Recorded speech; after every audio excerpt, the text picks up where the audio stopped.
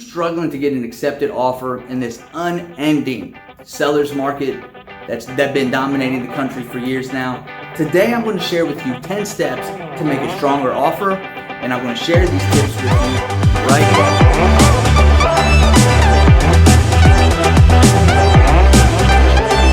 Hello everyone, and welcome back to All Things Knoxville with me, Ben Barredo. Before I share with you 10 steps to make a stronger offer and get in your new home now, I want to remind you to hit that like button, the subscribe button, and then maybe share this video with someone that you think might get some value out of it. Also, if you're thinking of making a move and not sure where to start, or you just want to make sure you're leveraging the services of a great agent, give me a call. My contact information is right here or down in the description. Okay, so let's talk about making an offer today. It's hard, and since inventory is so low, it's inevitable that you will find yourself in a bidding war if you are even able to make an offer before a house is swept off the market. Still, if you are focused with your showings, know what you want, and you don't deviate from that plan, and also have a great communication and relationship with an agent you trust, you should be able to get into your dream home in a matter of days instead of weeks or even months. The first thing that you do is to be more intentional about your offer and to follow these 10 steps, and you'll be well prepared to get an offer accepted on your new home. Step number 1 is to know your limits. Your agent will help you craft a winning offer.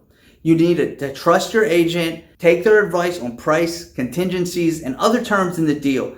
But it's a mutually beneficial relationship. The more collaborative you are with your agent, the more quickly you'll be able to move. But ultimately, it's you who decides what the offer will be, and you who knows what your financial lifestyle limits are. Buying a home means mixing strong emotions with business savvy. So now is also a really good time to reflect on your list of must-haves. Have a top limit to your offer price, because you're also saving for retirement and would like to go on a beach vacation. So stick to that. If you want a vegetable garden or you want to paint your home's exterior purple, make sure your homeowners association rules permit that. Besides reading HOA rules, find out how much the HOA has in reserves for covering common area repairs. You don't want to be slapped unexpectedly with a special assessment. If you want a dog-friendly community, make sure there are no pet weight limits preventing you from cohabitating with your extra large dog.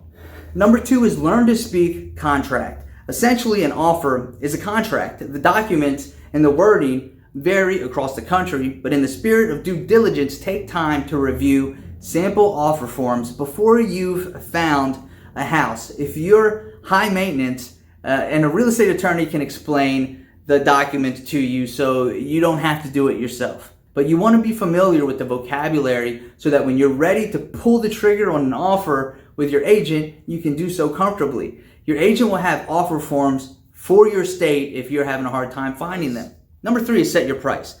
Homes always have a listing price. Think of it as the seller's opening bid in your negotiations to buy a home.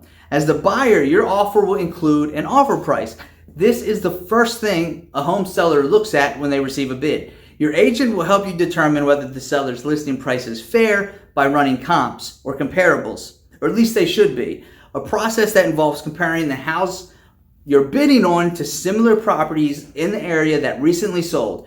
Several factors can affect your bargaining position and offer price though. For example, if the home has been sitting on the market for a long time, or you're in a buyer's market where supply exceeds demand, the seller may be willing to accept an offer that's below the list price. Or if the seller has already received another offer on the home, it hasn't been on the market very long, that will probably impact the price and your ability to offer below. It may have to be above. Your agent will help you understand the context here and how you should move forward. Number 4 is figure out your down payment. To get a mortgage, you have to make a down payment on your loan. For conventional loans, as opposed to government loans like an FHA, you got to make 20% down usually. Sometimes you don't have to. Work it out with your lender. For borrowers to avoid a private mortgage insurance though, which is a monthly premium that protects the lender in case you default on the loan, you have to pay 20%. It's but it's not always feasible or even necessary. Again, in fact, a median down payment was 10% in 2017, according to the National Association of Realtors. Your lender will help you determine what the best down payment amount is for you and your financial situation. Depending on the type of loan you get, you may even be able to put down as little as 0% on your mortgage. You might qualify for one of the more than 2,400 down payment assistance programs nationwide. Many of them make funds available to households earning as much as 175% of area median income. In other words, middle-income households and savings can be substantial. Home buyers who use down payment assistance programs save an average of $17,766 over the life of their loan, according to the real estate resource Realty Track. Find out more about the down payment assistance programs in your state. Number 5 is show the seller that you're serious. Make a deposit and make a nice deposit. An EMD, which is short for earnest money deposit, is the sum of money you put down as evidence to the seller that you're serious. If the seller accepts your offer, the earnest money will go towards your down payment at closing. However, if you try to back out of the deal, you might have to forfeit that money to the seller in cash. A standard earnest money deposit is 1 to 3% of the sales price of the home, so you would be expecting to do anywhere from $1,000 to $2,000, but depending on how hot the market is, depending on your area and what's traditional, it could be more or less. In most cases, the title company is going to be responsible for holding that earnest money in escrow until it comes to closing. In the event the deal falls through, the title company will disperse that money appropriately depending on the terms of the contract and how the relationship or the contract breaks up. Number 6 is review the contingency plans. Most real estate offers include contingencies, which are provisions that must be met before a transaction can go forward, or the buyer is entitled to walk away from the deal with the earnest money deposit back. For example, if an offer says the contract is contingent on a home inspection, the buyer has a set number of days after the offer is accepted to do an inspection on the property with a licensed or certified home inspector. And if something goes wrong with the house and the buyer requests for the seller to make repairs, and maybe the seller doesn't want to negotiate with you on those repairs or just flat out refuses to do them, and neither of you can come to an agreement, this is a contingency that would allow you to get out because it's an inspection contingency. This is where your real estate agent can offer real value and counsel on what you should ask the seller to do. Just remember to keep your eye on the big picture. If you and the seller are bickering over $500 repair to a hardwood floors, keep in mind that that's a drop in the bucket in relation to the size of the bid and the 30-year or 15-year even mortgage that you're going to get. In addition to the aforementioned home inspection contingency, other common contingencies include a financing contingency, which gives home buyers a specified amount of time to get a loan that will cover the mortgage, an appraisal contingency, where a third-party appraiser hired by the lender evaluates the fair market value of the home to ensure that the home is worth enough money to serve as collateral for the value of the mortgage that you are asking for. A clear title contingency, where the buyer's title company verifies that the seller is the sole owner of the property and can legally convey ownership to the buyer. A home sale contingency, where the transaction is dependent on the sale of the buyer's current home. Although contingencies can offer protections to the buyer, they can also make offers less appealing to the seller because they give buyers legal ways to back out of the sale without any financial repercussions.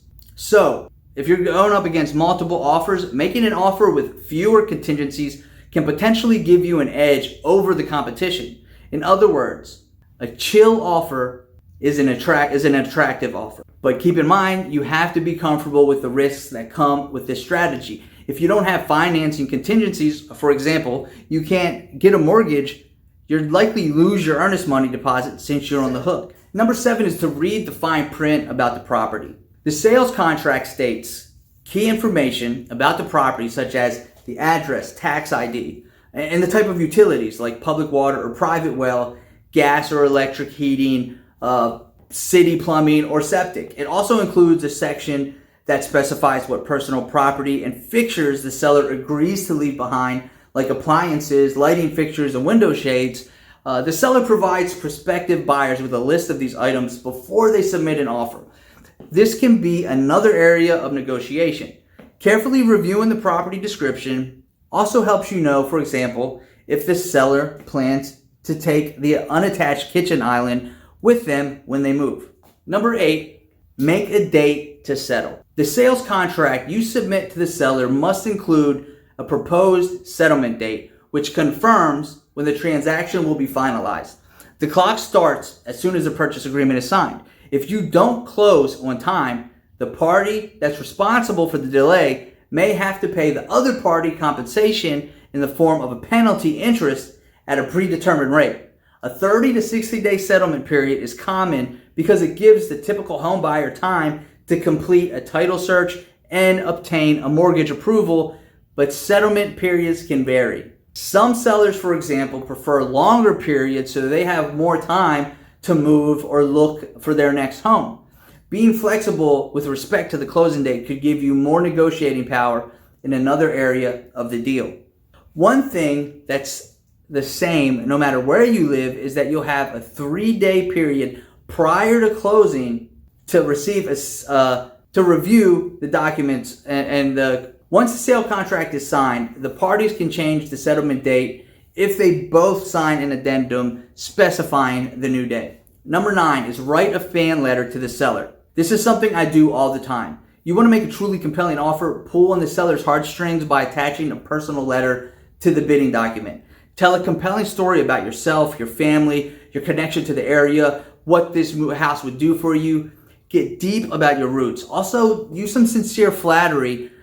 Compliment the seller on their taste, on their renovations, on the house itself. Your agent can help you gather background information on the seller so that you can really make this personal. Even throw in a picture of you and your family together.